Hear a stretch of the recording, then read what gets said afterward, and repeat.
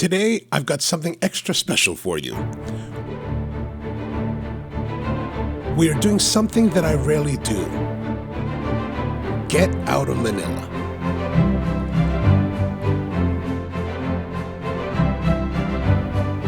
My trips to Manila are filled with either work-related activities or spending time with family. I could be there for weeks at a time and never leave the National Capital Region. But this time, I'm going to break that cycle, and I'm heading to the Visayas.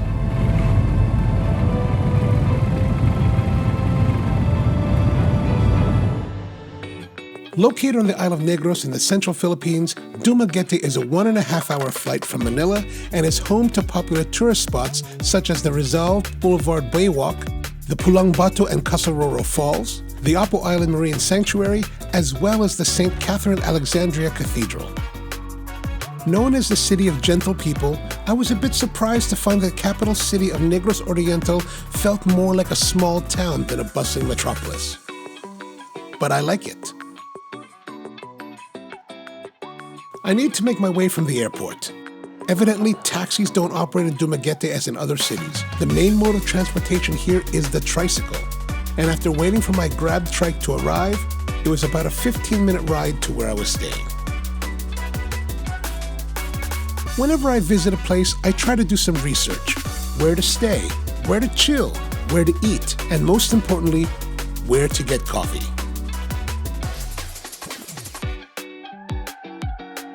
Luckily, this time I don't need to do that because I'm staying at the Henry Resort.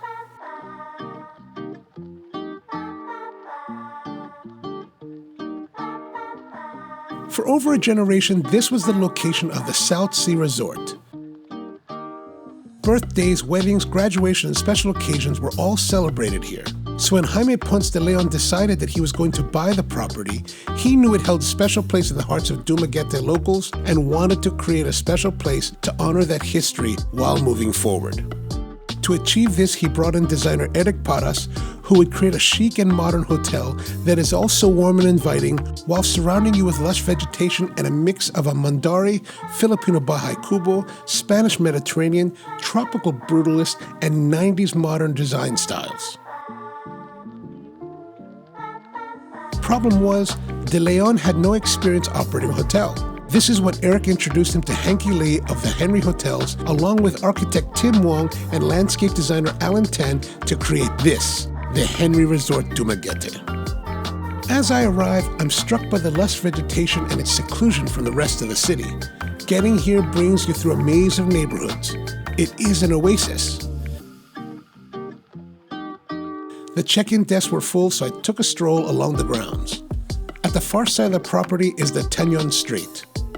At one point in time, this property had a beach on the strait, but several years ago, the city exercised eminent domain and built the Dumaguete North Boulevard, separating the resort from the beach.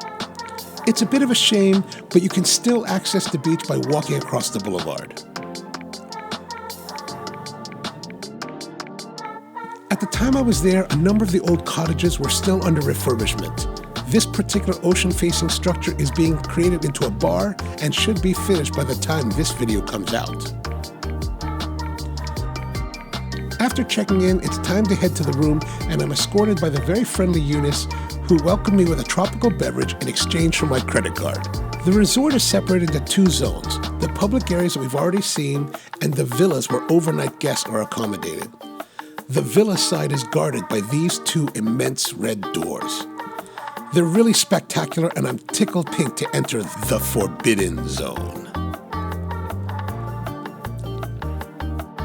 Once inside, it's like you've stepped into paradise.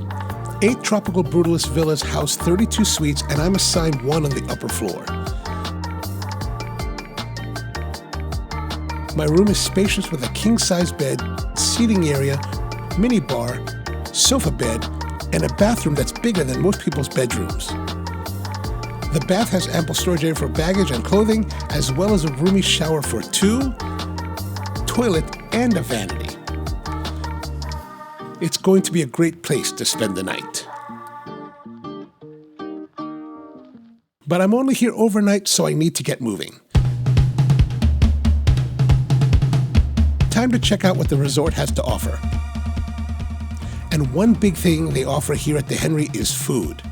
All within a few square meters, you can find some of the best food that Dumaguete has to offer. Some of them, like the Café Sans Rival and the Negros microbrewery, have opened up outlets at the resort.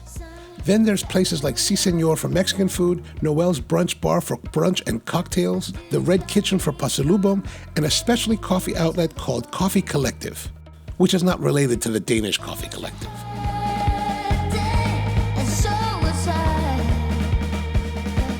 My first stop is at the Café Sans Rival. Named after its signature item, the Sans Rival is my favorite dessert. My mom used to make it for me when I was a child, and I've loved it ever since.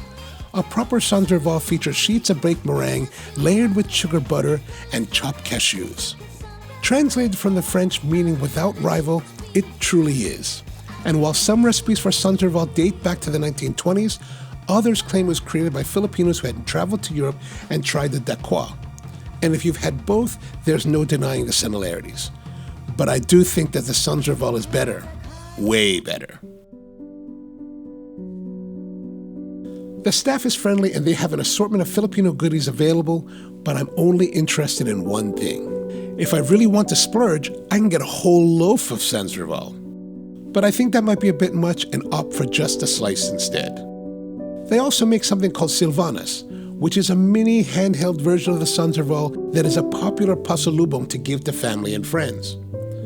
Not willing to miss out on either, I order one of each and a coffee for good measure.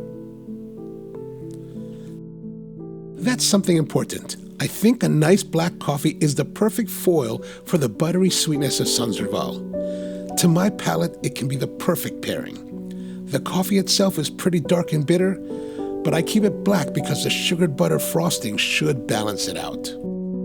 For me, the ideal Sans Rival is one where the sheets of baked meringue are 3 millimeters thin with a crisp outer layer and a chewy inner layer.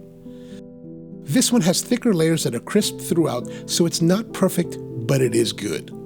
The layers of sugared butter and chopped cashews are still a little cold and hard, but in this tropical heat, the layers turn soft in no time. But how about the Silvana? Those are nice. The layer is thin with just the right amount of chew.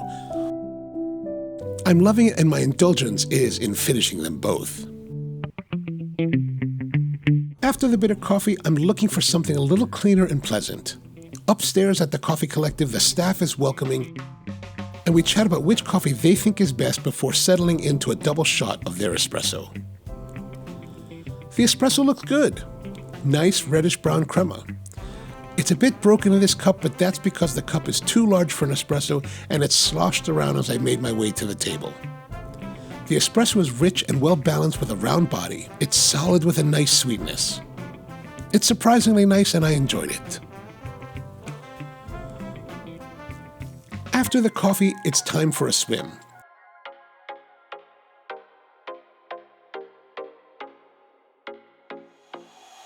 The lap pool is just lovely. Not too deep on either end, but there is a small diving pool if you're so inclined. It's quite hot here in Dumaguete, about 35 degrees, and the water isn't much cooler. It's like very warm bath water. It's kind of nice, but not as refreshing as you'd think. When you get into a pool, you expect to be cool and refreshed, but after a while, I'm still sweating. And that's before I swam some laps. I'm actually supposed to meet up with a friend this evening, but I'm enjoying my time here so much that I'm feeling a little bit selfish. This trip has taken me from Malaysia to Thailand and Manila. I'm going to be on the road for a total of 30 days. From here, it's off to Bacolod, then Cebu, to Manila, and then a week in Japan. I realize that this is going to be the only day I will have just to myself, and that this is my one opportunity to indulge. So I call my friend and tell her something's come up and that I'm going to have to cancel. Sorry, Judy. After my swim, I hop in the shower to refresh myself and change into a fresh black t-shirt because it's time for dinner. At night, the property is illuminated with architectural lighting and just looks gorgeous. I want to savor every moment here. Dinner is at a restaurant called The Dining Room. There's lots of outdoor seating, but it's too hot to sit outside, and the air-conditioned inside seating is filling up fast, so I make a rush for the door. The design is modern Filipiniano, which I love. The mix of the mother-of-pearl panels and chandelier, along with the Nara wood dining sets and barong-clad staff, is just so classic without being stuffy. The menu offers a range of cuisines that include Thai, Japanese, Indian, and Italian dishes. I'm more interested in something that feels unfamiliar or that I haven't had before. The dining room is known for their golden prawn dumplings, so I start with that. The dumplings have a light coating and are deep fried. They have a nice crunch to them with a tender sweet prawn filling, but wow, they're hot. The sambal mayo gives a nice counterbalance to the prawns, and they're just delicious.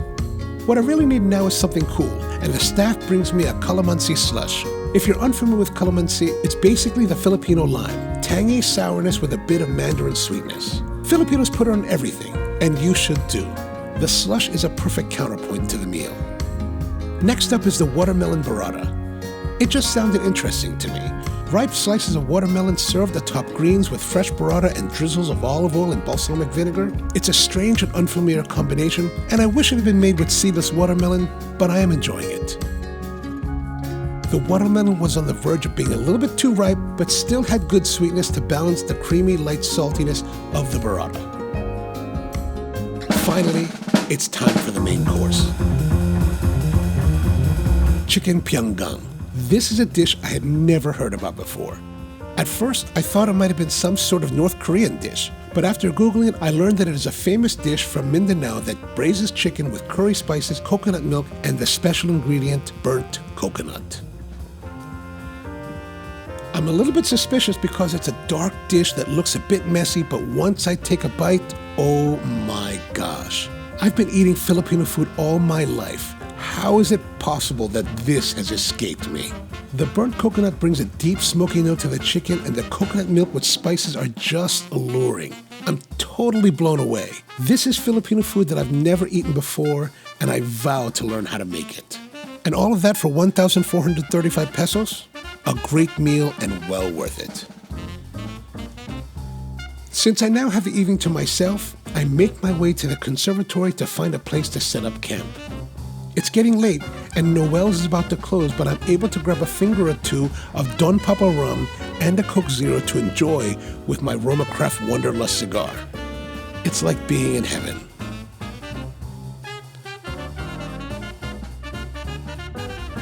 After the cigar, it's about 1 a.m. and I probably should get to sleep because my driver is coming for me in a few hours. But that pool looks too inviting and I just can't resist. Actually, I'm not even trying to resist. I'm grateful to be here. The Henry Resort has surprised me. It's nothing like I expected and more than I imagined. But truth be told, I'm really here because I want to support my cousin. He's the innkeeper, and him and his team have created truly wonderful Henry properties across the Philippines. However, I've never stayed at any of them. This is my first time. Now you might be thinking, of course you're enthusiastic about this place. He's your cousin. And that's a valid concern, but it is not. My reaction to the Henry Resort is separate than my relationship with him. It's really a gorgeous and stunning place filled with wonderful eateries and experiences while being staffed by genuine and friendly people. The next morning, I wanted to try their in-room coffee service. They provide a French press and pre-ground coffee from a company based in Manila called Henry & Sons. In addition to the coffee, there's also some tea and mixers as well as bottled water to use for boiling. So how was the coffee? The coffee was okay. It works. It's not as bad as some hotel room coffee I've had, but it's certainly not as good as what you can get at the Coffee Collective. Morning breakfast is served at the Café San Serval, and since I've had coffee, I ordered some English breakfast tea to go with my Filipino breakfast of 2 fried eggs, sinigang, and Spanish chorizo. It's good, but I grew up in America, so the idea of baked beans and tomato with breakfast is just weird to me. I still have a little time to kill before my ride, so I think I need a coffee. Back at the Coffee Collective, I find a different barista who encourages me to try their Collective Melt, espresso ice cubes with steamed milk. It's a nice beverage that's refreshing and cold that gets more coffee balanced as the ice melts. From there, they prepare for me a pour-over of a coffee from the Cigar province in the northern part of the country. It too is a solid choice, if a bit on the bright side. By now, it's almost time to go. It's been less than 24 hours in Dumaguete. I've seen nothing actually in Dumaguete. I haven't left the resort and I'm perfectly fine with that. Now you might be wondering if because my cousin is the innkeeper, did I stay here for free? I did not. Rooms here go for somewhere around 9,000 pesos per night. I honestly don't know what I paid. Later, he would tell me that I did get a discounted rate. I didn't ask because I didn't want it to make it seem like just because we're family, I expect a discount. But I am thankful. My driver Nardo is waiting to take me on a 6-hour journey across Negros to the city of Bacolod, where I'm meeting up with Bombi and Thomas to tour around, drink more coffee, and eat the famous chicken inihaw. That's coming up in future videos. I'll also be staying at the Henry Hotel in Bacolod, but spoiler alert, if you're planning on visiting Negros and staying at both Henry properties like I did, I strongly suggest you stay in Bacolod first and go to Dumaguete after. While the Henry Bacolod is nice, you definitely want to come to the resort last. And that's it for this episode. Thank you for joining me. If you liked this video, please subscribe and see you next time. What are your thoughts on this style of roasting? Follow the money. Did you see the operation? Yeah.